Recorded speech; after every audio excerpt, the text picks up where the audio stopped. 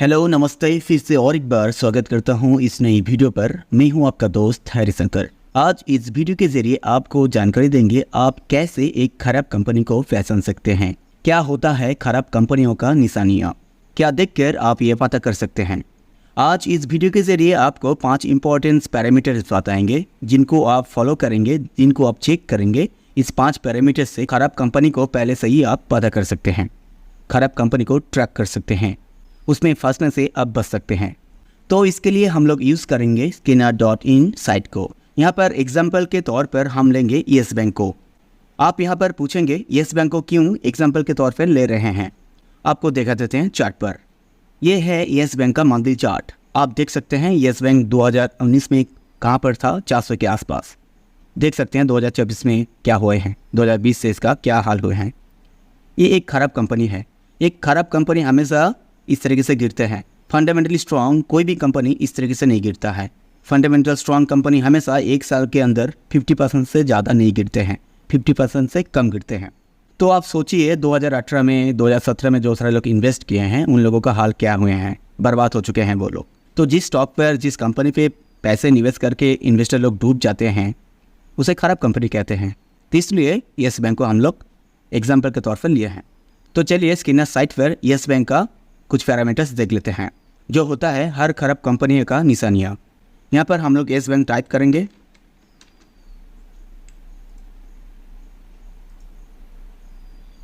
आ चुका है। सबसे पहले जो पैरामीटर को आपको देखना है खराब कंपनी का, सबसे पहला जो निशानियाँ होते हैं वो है डिविडेंड यील्ड 0 होना।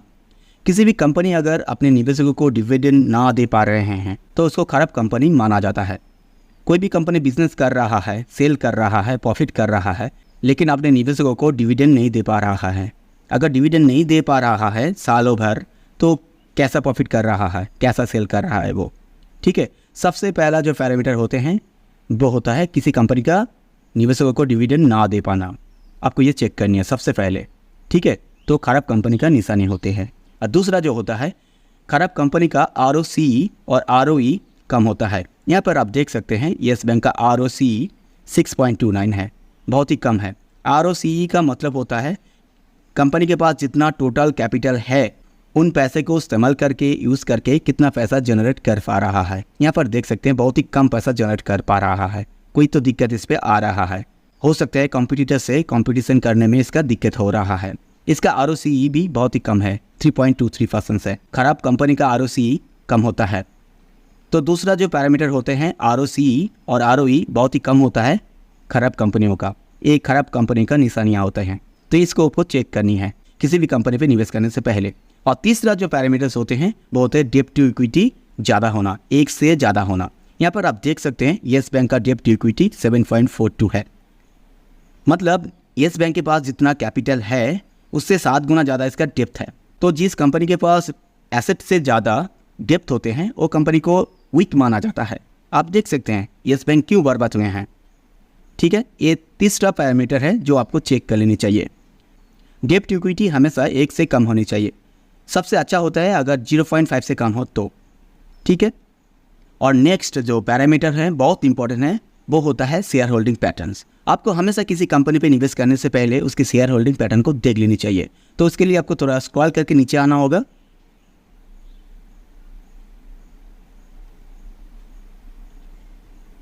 यहाँ पर आप देख सकते हैं शेयर होल्डिंग पैटर्न। इसको ईयरली कर देते हैं, ईयरली बेसिस पे आपको देखना है। किसी भी कंपनी पे निवेश करने से पहले आप देख लीजिएगा उस कंपनी पे प्रमोटर्स कितने होल्डिंग्स होल्ड करके रखे हैं। प्रमोटर का मतलब होता है फाउंडर्स, जो कंपनी को शुरू करते हैं। कंपनी के बारे में सब कुछ पता होता है जिन लोगों को, कंपनी का फ्यूचर प्लानिंग्स, कंपनी का बिजनेस स्टाइल्स, क्या करेंगे क्या नहीं करेंगे, सब कुछ पता होता है प्रमोटर लोगों को। तो इसका होल्डिंग्स देखना बहुत ही ज़रूरी होता है।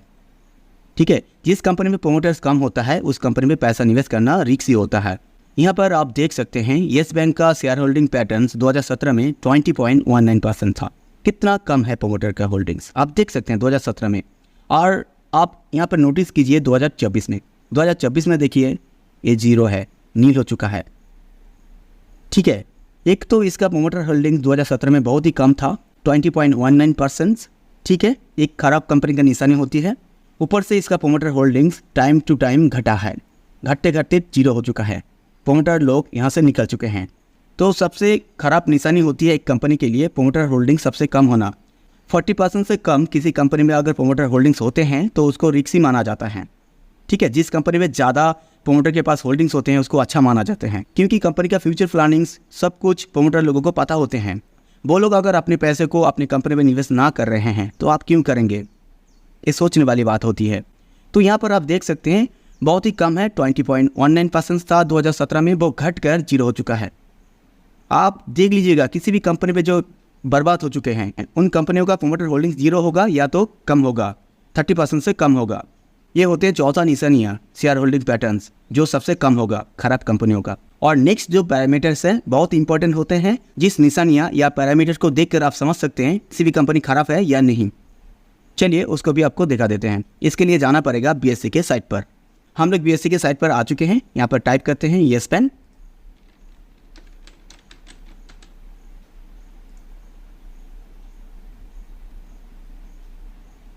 थोड़ा स्क्रॉल करके जब नीचे आएंगे तो लेफ्ट साइड पर आपको दिखाई देगा बल्क/ब्लॉक डील, यहाँ पे क्लिक करना है। बल्क या ब्लॉक डील क्या होते हैं? किसी भी कंपनी पे वॉल्यूम को जनरेट करने के लिए, प्राइस को मैनिपुलेट करने के लिए कुछ लोग, बड़े बड़े प्लेयर्स आपस में ट्रेड करता है, बाई करता है, सेल करता है, एक ही दिन में बाई करता है, एक ही दिन में सेल करता है, ह्यूज क्वांटिटी में। तो इसको देखकर रिटेल इन्वेस्टर, नॉर्मल सारे जो इन्वेस्टर होते हैं, देखते हैं वॉल्यूम जनरेट हो रहा है, वॉल्यूम अच्छा खासा हो रहा है, ट्रेड हो रहा है, प्राइस का मूवमेंट भी आप कर रहा है, ऊपर जा रहा है, इसको देखकर नॉर्मल इन्वेस्टर आ जाते हैं। तो जिस स्टॉक पर ये होता है बल्क डील या ब्लॉक डील, और रिस्की माना जाता है। जिस स्टॉक पे आप निवेश करोगे मिनिमम पिछले 2 साल वहाँ पर ब्लॉक डील या बल्क डील नहीं होनी चाहिए। यहाँ पर आप देख सकते हैं येस बैंक का 2024 में कितने सारे बल्क डील हुए हैं। ठीक है, आप देख सकते हैं, आपको दिखा देते हैं। आप देख सकते हैं 2005 से हुए हैं, शुरू हुए हैं, 2024 तक भी हुए हैं बल्क डील। यहाँ पर आप सिलेक्ट कर रहे हैं ब्लॉक डील, तो सिलेक्ट करके सबमिट कर देंगे तो यहाँ पर ब्लॉक डील दिखाएगा। आप देख सकते हैं 2022, 2021 में कितने सारे ब्लॉक डील हुए हैं, आप यहाँ पर देख सकते हैं।